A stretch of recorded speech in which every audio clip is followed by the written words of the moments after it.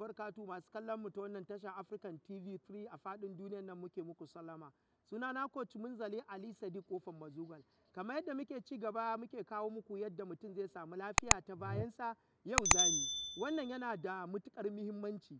Yawanci ciwon baya akwai wanda training din da wanda aka yi wa aiki za su yi, akwai wanda ba za su yi ba. Wannan wanda aka yi wa aiki a bayansu sun fi yin wannan, yana da matukar muhimmanci. Ko kai da ba a yi wa aiki ba, in dai za ka yi wannan bayan ka zai samu za ka samu waraka da izinin Allah, kuma za ka samu ƙwarin kwankwasonka sosai. Tashi mu kwanta, sai ka ajiye hannunka haka, sai ka ɗago kwankwasonka sama sosai, ka ɗago min ya ɗaga sosai. Zan ƙirga ma guda 20. 1, 2, 3, 4, ɗaga sosai. 5, kwankwason yayi sama. 6, 7, 8, 9, 10. 1, 2, 3, 4, 5, 6, 7, 8, 9, 10. Mi ƙasa a hankali mu ajiye shi, sai mu ɗago. 1, 2, 3, 4, 5, 6, 7, 8, 20 ne. 9, a ringa buɗe ido. 10, 11, 12, 13, 14, 15, 16, 17, 18, 19.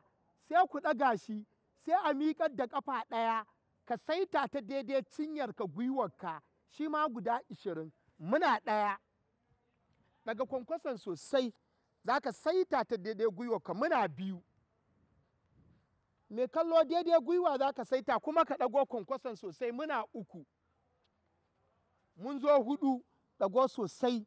Muna 5, mun zo 6, muna 7, mun zo 8, muna 9. Aje, sai ka ɗaga ɗaya ƙafar da baka ɗaga ba. Ɗaga ta. 1, a ɗago kwankwason sosai. 2, 3, 4. Mai kallon mu, in dai ciwon baya ne, wannan training ɗin da muka yi yana da matuƙar muhimmanci. Ka daure ka ringa wannan motsin, ba sai ka fita filin motsa jiki ba, a ɗakinka. Shi sa wannan tasha mai albarka ta yi ƙoƙarin kawo muku yadda za ku koyi motsa jiki a waje ɗaya, ko da sanyi ko da zafi, a waje ɗaya.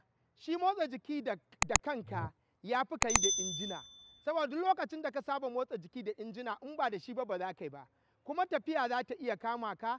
Idan ka sauka inda babu injin, ka ga motsin ba zai ba. Amma ka koyi yadda za ka motsa jiki da jikinka, to za ka samu mutuƙa da gaske abin da ake bukata.